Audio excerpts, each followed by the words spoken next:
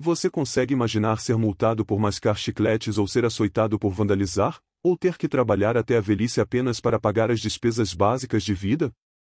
Isso é o lado negro de Cingapura. Cingapura é uma metrópole moderna que possui uma economia robusta e impressionante destreza tecnológica, mas teve início como um pequeno posto de comércio britânico em 1819. Quando Sir Stamford Raffles desembarcou em Cingapura, ele criou o Plano Urbano de Raffles em 1822, que serve como a estrutura básica que a cidade-estado tem hoje. Em 1869, o status de Cingapura estava crescendo e a abertura do Canal de Suez impulsionou ainda mais o tráfego através da cidade-estado. No entanto, a prosperidade foi interrompida quando os japoneses bombardearam Cingapura em 1941 e derrotaram os britânicos. A ilha permaneceu sob o controle das forças japonesas até o fim da Segunda Guerra Mundial, quando o território foi devolvido aos britânicos. Em 1946, Cingapura tornou-se uma colônia separada da coroa, e o sentimento público estava crescendo em direção à independência. O território decidiu eleger seu primeiro primeiro-ministro, Lee Kuan Yew. Cingapura declarou independência em 1963 e tornou-se um território da Malásia antes de finalmente se separar e tornar-se um estado independente em 1965. Apesar de seu tamanho pequeno, Cingapura é um dos países mais ricos do mundo, com um PIB de 599 bilhões em 2022 e um PIB per capita de 67.359. A cidade é até mesmo nomeada como a quinta cidade mais rica do mundo em 2023, com mais de 240.100 milionários residentes. A cidade-estado também é famosa por ser uma cidade exemplar. Isso não se refere apenas à paisagem bonita da cidade, mas também às diversas multas e regulamentações que o país possui. Você pode ficar chocado, pois muitas delas podem parecer inofensivas no Brasil. A primeira delas é a proibição de chicletes. Em Cingapura, nunca traga chicletes, pois importar chiclete para o país é ilegal, mesmo que não seja para fins comerciais. Se você portar grandes quantidades de chiclete, poderá ser multado em até $1.000 como infrator de primeira viagem. Tudo começou quando o MRT de Cingapura foi inaugurado e as pessoas vandalizaram os sensores das portas com chiclete. O governo então proibiu completamente a venda de chicletes para evitar destruição indesejada. Outra proibição é o ato de jogar lixo.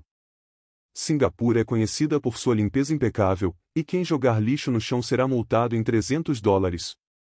O governo até pode chamar você para comparecer ao tribunal se você jogar itens maiores, como latas ou garrafas de bebida. Se condenado, você será obrigado a realizar trabalhos corretivos, usando um colete verde brilhante, limpando a área designada. Outras proibições incluem atravessar a rua fora da faixa de pedestres, fumar em locais não permitidos, vandalismo, urinar em áreas públicas e não dar descarga.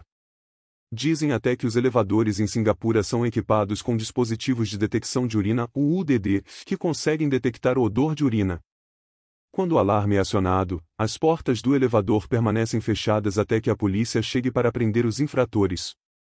Mesmo se você for estrangeiro, ainda enfrentará acusações. Um caso envolvendo um turista é o de um cidadão americano de 18 anos, Michael P.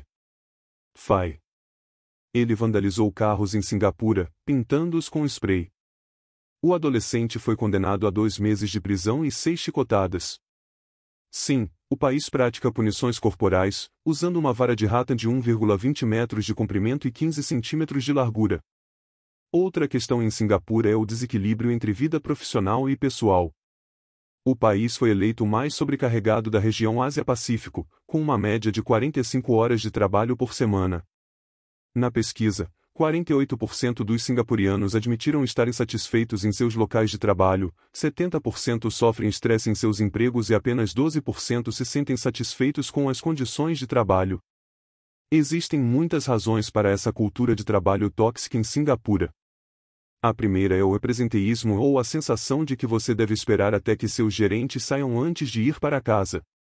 As pessoas também veem a ocupação como um distintivo de honra, tentando encaixar o maior número possível de eventos em suas agendas para ressaltar sua importância e autoestima. Aqueles que estão desempregados ou têm empregos razoáveis são considerados preguiçosos e indignos, a menos que se aposentem. Enquanto outros países têm a tendência de sair do trabalho discretamente, os cingapurianos não têm essa opção, pois todos estão em uma competição acirrada e lutando para subir na hierarquia corporativa. Também é comum que as pessoas no topo abusem de seus privilégios e intimidem seus subordinados. Gerentes e diretores podem enviar mensagens depreciativas e usar palavras de baixo calão a qualquer hora. Muitas alegações surgiram, como no caso do fundador de uma livraria independente, que foi acusado de não pagar salários e fazer comentários inadequados aos funcionários. Ele foi forçado a vender sua propriedade e se desculpar por seu comportamento. Mesmo depois de trabalhar arduamente ao longo de suas vidas, muitas gerações mais velhas em Singapura ainda estão trabalhando. Mais de 31% dos residentes de Singapura com 65 anos ou mais estavam empregados em 2022, um número que continua aumentando a cada ano. Eles estão trabalhando para sobreviver ou apenas para evitar o tédio, devido ao hábito de uma vida inteira de trabalho árduo. Ou, eles não estão sendo pagos o suficiente, já que a maioria ganha menos de $2.500 por mês. Isso ocorre porque muitos deles estão trabalhando em empregos de baixa remuneração, como limpeza e segurança. É bastante comum ver trabalhadores mais velhos realizando trabalhos físicos pesados, já que a maioria sente que o suporte para idosos fornecido pelo Estado não é suficiente. Alguns até chamam Singapura de babá mesquinha, porque o país espera que você cuide de si mesmo, economize para o futuro, confie na família e não espere benefícios do governo. Um exemplo disso é uma mulher de 72 anos que trabalha em uma praça de alimentação. O trabalho ajuda a pagar suas contas e despesas médicas, mesmo que ela ganhe apenas $1.600 no total. Há muitas pessoas assim. O governo decidiu introduzir a política de reemprego, permitindo que as pessoas trabalhem além dos 62 anos se ambas as partes concordarem. O governo também limitou a entrada de trabalhadores estrangeiros para dar espaço aos trabalhadores mais velhos.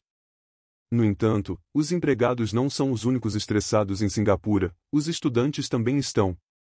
Apesar de oferecer uma das melhores educações do mundo, o país também tem uma das mais estressantes. Existem muitos fatores que contribuem para essa condição. O primeiro é a ênfase nas notas como critério de emprego. Ao se candidatar a um emprego no governo, você será solicitado a fornecer os resultados de seus exames OIA. Eles também analisam o nível de mérito que você alcança durante seus estudos como fator importante para decidir se o contratam ou o promovem no futuro. É por isso também que os centros de tutoria estão prosperando em Singapura. Esses centros após a escola ensinarão truques para os exames, como hackear o sistema para obter notas mais altas. O currículo também está se tornando mais difícil a cada ano, fazendo com que os alunos trabalhem ainda mais para obter bons resultados. Infelizmente, às vezes o estresse se torna demais para essas jovens mentes. O número de suicídios entre jovens está aumentando a cada ano, com 27 suicídios registrados entre os jovens de 10 a 19 anos no último ano. Há até um caso de um aluno do 5º ano do ensino fundamental que falhou em seus exames, escondeu seus resultados para não decepcionar seus pais e depois pulou da janela do 17º andar. Acredite ou não, a falta de moradia ainda é uma realidade nessa cidade-estado próspera e, infelizmente, está à vista de todos. Você pode não ser capaz de identificar o sem-teto em Singapura, já que eles se misturam com as demais pessoas durante o dia. A maioria deles é até mesmo considerada apresentável e empregada, mas não consegue pagar aluguel. Estima-se que haja entre 921 e 1.050 pessoas sem teto em Singapura. Essas pessoas trabalham em empregos com baixos salários irregulares, como limpeza, segurança e setores de varejo, com uma média de salário de $1.400 por mês. A maioria também é de idade avançada, pois geralmente são as que ocupam esses empregos de salário mínimo. De acordo com pesquisas, isso não é uma condição temporária.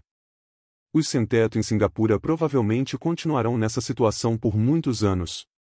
Mais da metade das pessoas entrevistadas estava dormindo nas ruas há 1 a 5 anos. Mais de 40% dessas pessoas procuraram ajuda do governo, mas não conseguiram sair de suas situações e apenas 290 entre 1.000 pessoas receberam assistência. O governo implementou um esquema de moradia, mas muitas pessoas o rejeitam, já que precisariam compartilhar o espaço com alguém. Felizmente, o país reconheceu o problema e começou a abordá-lo, introduzindo um novo esquema em que pessoas solteiras podem se candidatar a um apartamento público de aluguel por conta própria. Além disso, foram colocadas divisórias nesses apartamentos habitacionais para aumentar a privacidade. O governo lançou o programa piloto em 2022 e está monitorando sua eficácia. Singapura é um centro financeiro global, um país que conseguiu superar seus primeiros dias para se tornar uma nação próspera como é hoje. Mas a cidade-estado ainda tem sua própria parcela de lado negro para superar, com seu ambiente altamente pressionado que exige que você se saia bem ou seja deixado de lado. Vamos esperar que seja capaz de resolver seus problemas e proporcionar um ambiente mais seguro para seu povo.